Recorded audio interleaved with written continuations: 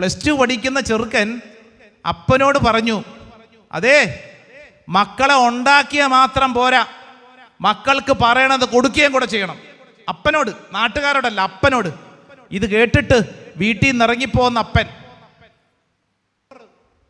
ഇയാളൊക്കെ പിന്നെ എന്തിനാ അപ്പനാന്ന് പറഞ്ഞ് നടക്കണേ? ഇയാൾ എന്തിനാ?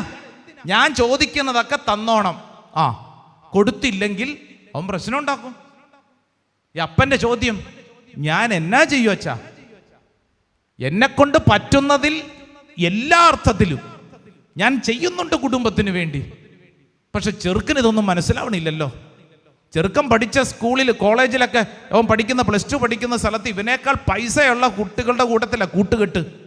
അവർക്കിപ്പോൾ വണ്ടിയായി, അവർക്ക് 1.5 ലക്ഷം രൂപയുടെ മൊബൈൽ ഫോണൊക്കെ ആയി കൂട്ടുകാർക്ക്. ഇവനും അത് വേണമെന്നാ പറയണേ. നമ്മളെ കൊണ്ട് കൂട്ടിയെ കൂടുവോ അച്ഛാ? ഇവനിതെന്നാ മനസ്സിലാക്കണേ അച്ഛാ? ജീവിക്കാൻ പോലും തോന്നുന്നില്ല. ഇത്രയൊക്കെ അധ്വാനിച്ചിട്ടും അവന് മനസ്സിലാവണ്ടേ അച്ഛാ? അവന് മനസ്സിലാവണ്ടേ? ജീവനുണ്ടോയെന്ന് ചോദിച്ചു കഴിഞ്ഞാൽ ഉണ്ട്. ഇത് ഞാൻ പറഞ്ഞ ഒറ്റപ്പെട്ട സംഭവമൊന്നും അല്ലെന്ന്. ഇവിടെ ഇരിക്കുന്ന അനേകം പേരുടെ ജീവിതത്തിലെ സങ്കടമാണ്. പ്രത്യേകിച്ച് ഇവിടെ ഇരിക്കുന്നതിൽ കൂടുതലും മാതാപിതാക്കളാണ്. വല്ലാണ്ട് ഞെരുക്കത്തിലൂടെ കടന്നു പോകുന്നുണ്ട്, വല്ലാണ്ട് ഞെരുക്കത്തിലൂടെ.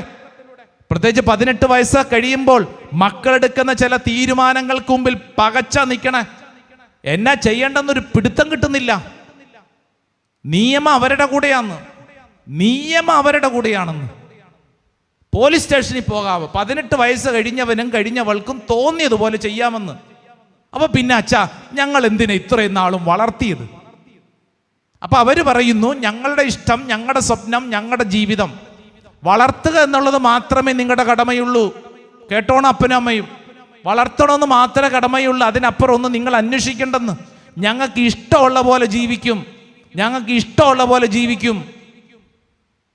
ജീവൻ നഷ്ടപ്പെട്ട അവസ്ഥയിൽ വരണ്ടിരിക്കുന്ന അപ്പന്റെ മുഖം, ഞാനിത് പറയുമ്പോൾ അപ്പന്റെ മുഖം മാത്രമല്ല, അമ്മയാവാം, മകളാവാം, മകനാവാം.